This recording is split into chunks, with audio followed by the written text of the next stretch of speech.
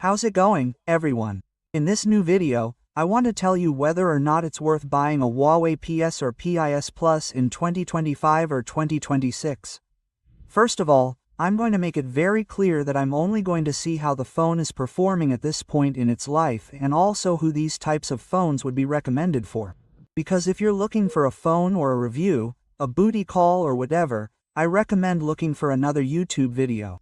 So, without further ado, let's get started. The first thing is that I'm surprised by how thin the phone is. Obviously, the Huawei P10 Plus is a little bit bigger than this one, and the only difference between the regular P10 and the P10 Plus is the screen resolution.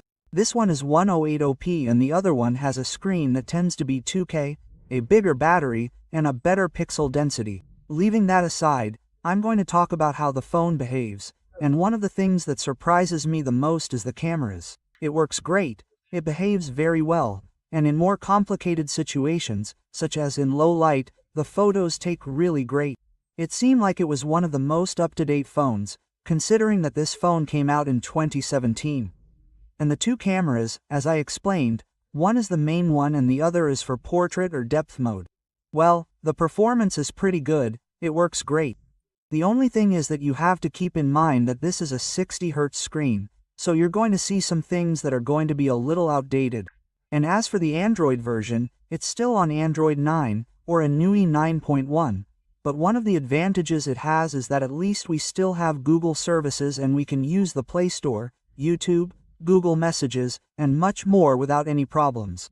And since it has a high Silicon Kirin 960 processor, it comes with 4 GB of RAM and 32 GB of storage, but there are versions with up to 128 GB. One advantage of this phone is that it can be expanded with a micro SD card.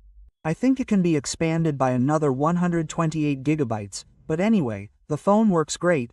I haven't had any issues, but obviously it's an old high-end phone and it has its shortcomings. One of them is the Android version. Many of the apps may not work anymore, they may have some issues, but that's not a bad thing, because it's been about 7 years since this phone came out and it's still working and giving it a hard time. I didn't expect that. Another thing you should keep in mind is that for having an IPS screen, which actually looks pretty good, quite nice, these screens tend to consume a little more energy, so the battery doesn't last much longer. It doesn't mean that it has a bad battery, simply by comparing it to a current phone that has a larger battery capacity, and a mold screen that consumes less, and things like that, you'll notice a huge difference. But since we're opening an old phone, these are things that can be understood. What else can I say about this phone?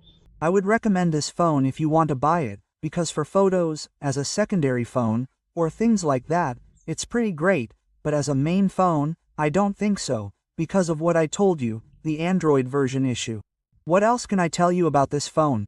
The truth is, I'm surprised that this Huawei phone has aged very well, and it shows that Huawei, honestly, back in its day, before it was banned, made some spectacular phones, and today I'm especially surprised by the screen and the camera, which look pretty great, but anyway, the million-dollar question, is it worth buying or not?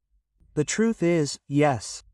And the thing is, I bought this phone extremely cheap, just $10. And despite it being in a broken state and everything, it works perfectly.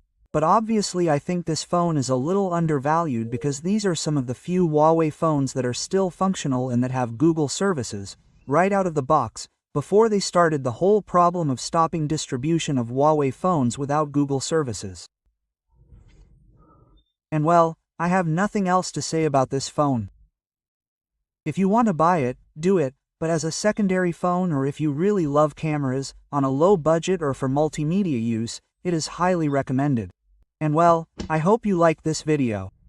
Just give me a like, subscribe, activate the bell on all and see you next time.